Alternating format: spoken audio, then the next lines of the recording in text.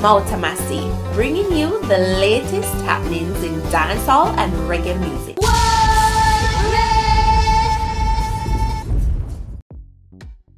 Welcome, it's Mouta Massi, and here are the stories making the cut for today. The dancehall fraternity is in high spirits after the Vybz Kartel verdict this afternoon. We have almost everybody underneath his comment section. Bounty Killer said, "No surprises here. How else it coulda go? God and time." Spice said, "Free world boss." Fire emojis. Fly the gate. Bust off. Hashtag quashed. Tommy Lee Sparta says, and free so. His lawyer said at Vybz Kartel, unstoppable when achieving the impossible, opening the eyes of the people who can't fight for themselves cause they don't have the money. Like me say, context matters. Hashtag world boss is free. Russian says, time now my bro. Dexter Dapp says, freedom. Sean Kingston over here say, you save the world now, teacher. As I mentioned earlier, Massive name somebody in the industry, them underneath Vybz Kartel's comment section.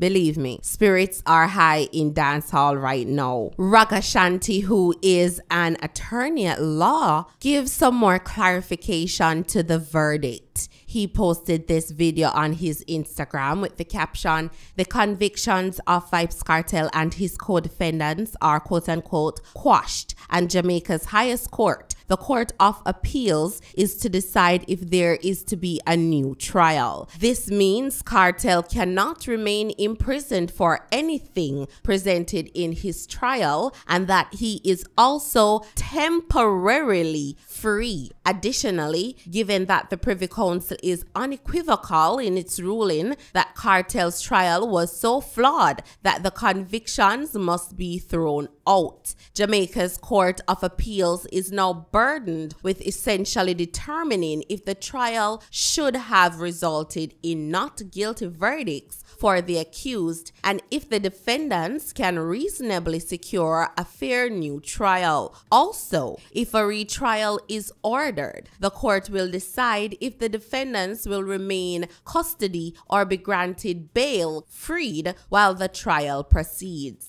While it is possible that the Court of Appeal could order a new trial, the present trajectory is leaning towards them not doing so. I think the momentum has considerably swung in Kartel's favor. The drama continues. Like you have your brother or your cousin, and a man willfully murder, which you know say he murder.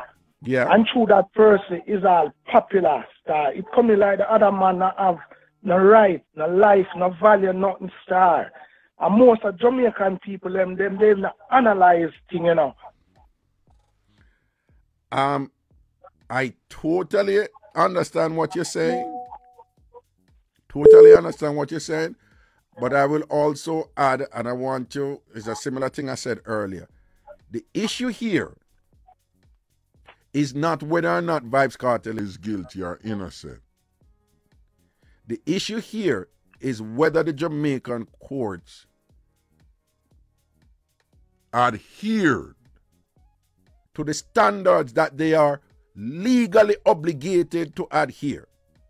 And what the Privy Council is saying, I want you to understand it. The Privy Council is not concerned, the ruling is not concerned with whether or not Vybz Kartel is guilty. The Privy Council not think about the victim relatives or anything. The Privy Council is just saying the case never tried good. It was tried awful. That is what the Privy Council is saying. And because the case never tried good, irrespective of what you think about the victim and the victim relatives and Vybz Kartel and his co-defendants and whatever, the Privy Council is saying courts have an obligation to try cases properly, and you did not try the case properly. And when cases don't try properly to the degree that they were improper, the verdicts have to be quashed. That is all the Privy Council is saying. They're not making any statement about the victim or the victim relatives or whether or not Vybz Kartel is innocent or not. They're just saying the process of the trial was corrupted. And the result from that corruption cannot be accepted. Okay. Right. Do you think the the justice system or the DDP, should I say, will choose to retry the case. You know, I know that this case probably cost a lot of money, took a lot of time. So do you think that they would spend those resources again to have this case retried? It's a question that a couple of people have called me and asked me. In general, it is something they would not admit, because to do so, it would kind of, say, oh, well, justice is dependent on money. But in truth, justice is dependent on money. Prosecutors have to be paid, judges have to be paid, lawyers have to be paid, and the courts have to be cleaned, and the clerks have to be paid, and so forth, and things like that. The police officers, the security person, and the whole works. It's a multi-factor apparatus that that is both physical and intangible also, and things like that. So who to tell? I don't know if they, if in their deliberations, those are some of the considerations that are put into play, and, where they will say, okay, what will it take to mount this prosecution again? What's the budget like? And if we mount it, what is the likely outcome, and is it worth it? Like stuff like that. And what would we gain from this or whatever, but ideally, you would think that that is not the case, because, well, that shouldn't be the case, because justice is justice, right? And it doesn't matter what, that is what you see in the movies and whatever. But as we all know in real life, very often, certain practical deliberations have to accompany our choices, Somebody, you have a woman nowadays, and say, boy, I love the man, but him broke. And I can't do no broke man, because I'm not going to survive or whatever, So, you have the emotions on one side, and you have the practical considerations on the other side that has to be taken into consideration when making a decision, when making a choice. And so who knows? Perhaps they would go through some of these things, Again, let me just remind people, right? And this has been true of the Privy Council, right? In order to get an appellate body to overturn a lower court's ruling, the bar is high, right? In order to get the Privy Council to overturn a ruling that has gone right through the Jamaican judiciary, right through all the courts, up to the top court and whatever, the bar is generally high. Most people who go up there, they don't get through. So for the Privy Council to make this ruling, I'm basically saying, yes, you have satisfied the elements that are required for us to overturn, to quash these convictions. It means then that something terrible must have been done, and arguably, categorically obvious, right? Not only that, but it's, just a listen for listen for me. But not only that, it's unanimous. Yeah, I know. So whatever I don't know what it is, but I'm saying whatever it is, it has to be damning. The two side breach door, in my opinion, because Kartel did throw some spanner in the ring, to mash up the case. What do you mean? Two things in try, What? He said one man to bribe the jury. And when did it do again? He do another thing again. Yeah, he said one man to bribe the jury. And he do another thing. When do again? Oh yes, they impaired a policeman for use the evidence, for use the phone. For mash up the case, because for tamper with the phone, for the court rule, or for the jury rule, or the judge for rule, so boy, the case is tainted because the policeman used if he used the phone. All right, here's what you need. Here's where you need. The way this thing works is, and again, I'm being objective. I'm not here discussing who guilty or not, but I just want you to understand something.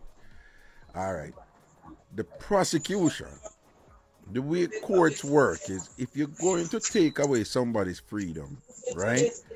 Or if you're going to sentence them to death or punish them for 20, 30 years or life, in prison or whatever, you have a higher standard to do that, right? And I'm sure you have heard,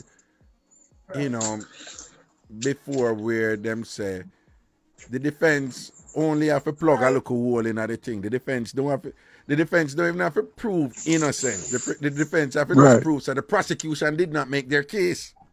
You ever hear that term there?